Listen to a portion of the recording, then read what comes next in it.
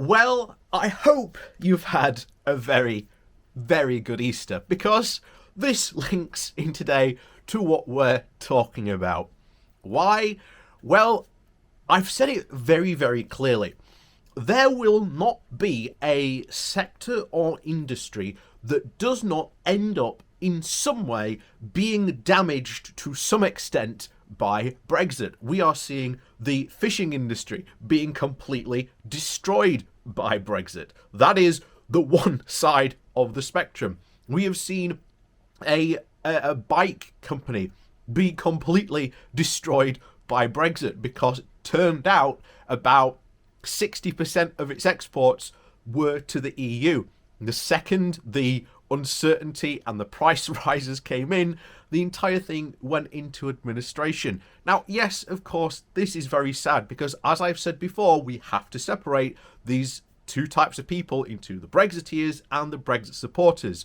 And unfortunately, in this case, the Brexit supporters were completely conned by these people. So yes, there is definitely a sense of we have to have sympathy for these people. When we see some of these people who made ridiculous claims that their business was going to thrive and succeed. We've seen the boss of Wetherspoons recently come out and say that Wetherspoons is under a post-Brexit troubles, not only just because of COVID, but because now it can't get certain things that it used to stock. you know? And again, it is, I admit, it is hard to have some sympathy for some of these people, but a lot of these people who they employ could end up losing their jobs. This is going to have effect on their families. And as I have said before, the UK is in for some very, very tough years for the next couple of years, because we've got to come to terms with the fact that, yes, us being in the European Union, in the single market and the customs union was good for this country and for our economy. So, today, story, as I said, sometimes it's often good to take a look at foreign newspapers because very often they report things that we don't in this country, or they find, so we say, different angles to tell different types of stories. So this is where we're going to come from today. So before we do jump into that, please do remember to hit that like and share button, and of course down below there is a link to my Patreon page, as well as a one-off donation link called Buy Me a Coffee, where you can, well, buy me a coffee. And thank you for all the people who do support me that way. So like I say, this comes from the New York Times, and the title of the article is How Brexit Ruined Easter for Britain's Chocolate Makers. For a second year in a row, Easter will be a largely online affair, with social distance egg hunts and virtual church services. But there will be one notable difference here in Britain. Domestic chocolate makers, who should be celebrating one of their busiest times of the year, are fuming. Instead, they all of them cite the same cause: Brexit. We've lost our entire European trade, said Ashish Popat, the owner of the chocolatier, which sells dark chocolate, salted caramel, and water ganache Easter eggs. That sounds very nice. And other treats out of Bedfordshire, around 50 miles north of London. Worse than that, we've lost our reputation. Because when we send pallets of chocolate to, say, Germany, and it disappears, or we can't track it, our customers don't blame the courier, they blame us. The trade deal struck last year with the European Union spared Britain from a variety of tariffs that would have inflated the price of goods that travel to the mainland. And this has not saved, however, British companies from a maddening, unpredictable array of time-consuming, moral-sapping procedures, from stacks of paperwork that have turned exporting to the EU into a sort of black box mystery.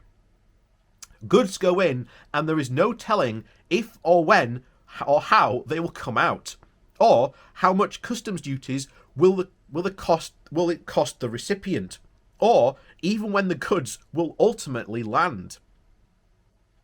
We've sent a pallet of drinking chocolate to a customer in Paris on the 4th of January, and it came back to our company yesterday, he said, on the 1st of April. This is just embarrassing, he said. So we've decided that instead of trying to explain that we have no idea where our shipments to Europe have gone, we should just stop shipping there, he said. Complaints about the long and bewildering forms and wayward merchandise have been heard from industries across the country, from automakers to shellfish producers.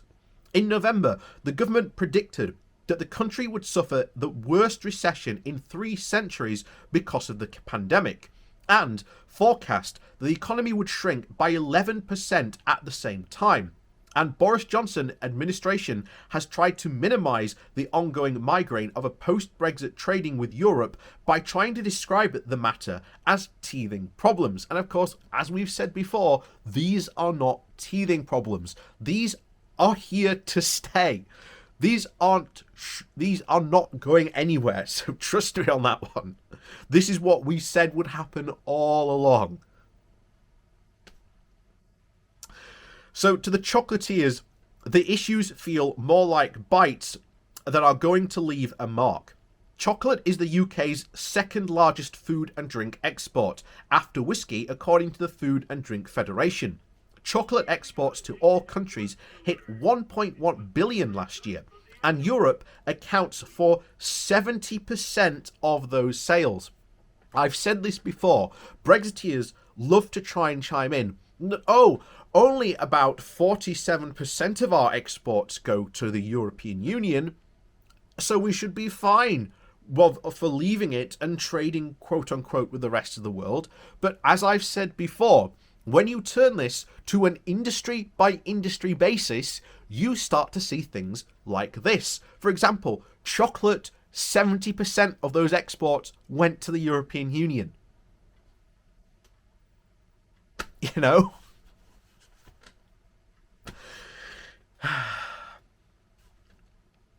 So in January, and exports of chocolate to Europe fell by 68% compared with the same period the year before.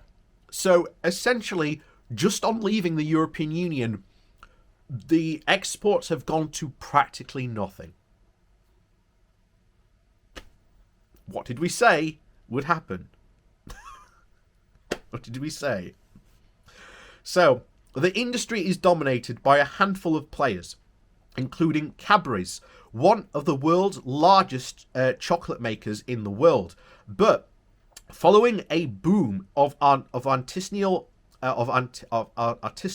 bean-to-bar makers in the States, dozens of family-run companies cropped up around Britain, emphasising the ethically sourced ingredients and bespoke batches. They became big sellers in Europe, but have been nearly impossible to find there since January. We have had customers complain to us all the time. Why can't I buy my favourite British chocolate?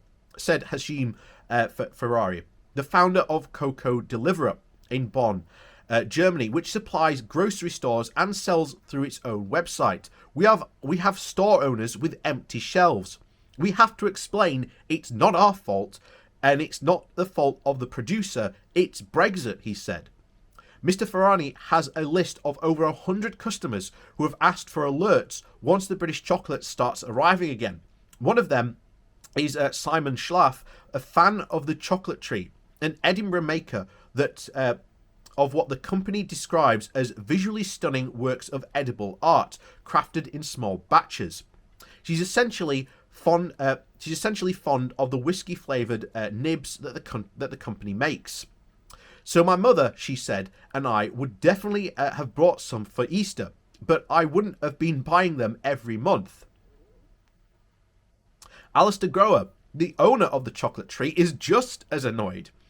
He has managed to successfully send exactly one batch for product to Europe since Brexit, and there were plenty of snafus along the way. The shipment of about $8,000 worth, sorry, I've got to remember that. So $8,000 worth of chocolate basically sat in limbo for weeks on its way to Holland. Once it finally arrived to his customer, he was asked then to pay the equivalent of over $5,000 in duties because Mr. Grower had not filled out the import statement correctly. We've been told that the produce would arrive in France, so we put Calais as the point of entry. It then ended up going to Rotterdam, where it sat for 6 weeks. He said, chocolate sitting in a warehouse for 6 weeks. Though the shipment agent, he managed to get the import duty dropped eventually, he learned a lesson about filling out forms, but that expertise will not help him much. It's impossible to find shippers that will deliver to Europe, he said, because there's a massive backlog of goods in the pipeline. At Cocoa Caravan, a chocolate maker in the Cotswolds, this complete stasis has meant that Europe has gone from 15% of the company's revenue to 0. That has caused Jacques Kopp, the owner, to disappoint old customers and put off new ones. In recent months, prospective buyers in the Netherlands, France and Germany have expressed interest. They said, we found you online and we love everything you do in terms of being ethically sourced and vegan. But how are you going to combat the import-export problem we have with the European Union? Said Mr. Kopp. We can't give them a clear answer, other than, yes, there will be additional costs involved. He is also confronting a challenge common among small chocolate makers in Britain, importing raw ingredients from Europe. He stockpiled cacao in 2020 from his source of choice in Amsterdam.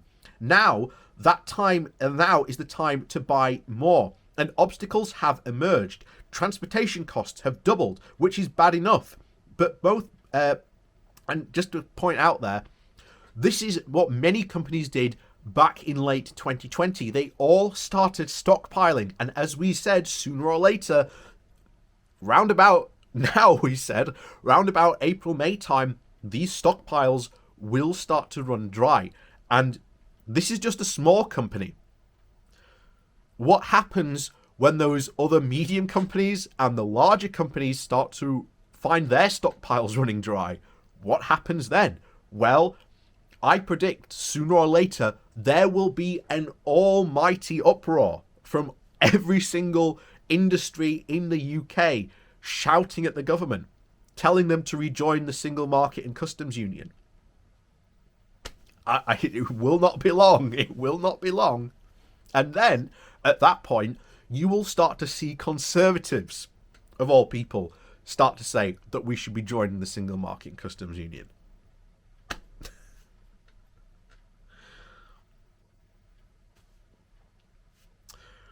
Now it's the point. Yeah, so Mr. Kopp says that shippers have refused to take new orders because of worries that a shipment will somehow get blocked between Amsterdam and Britain.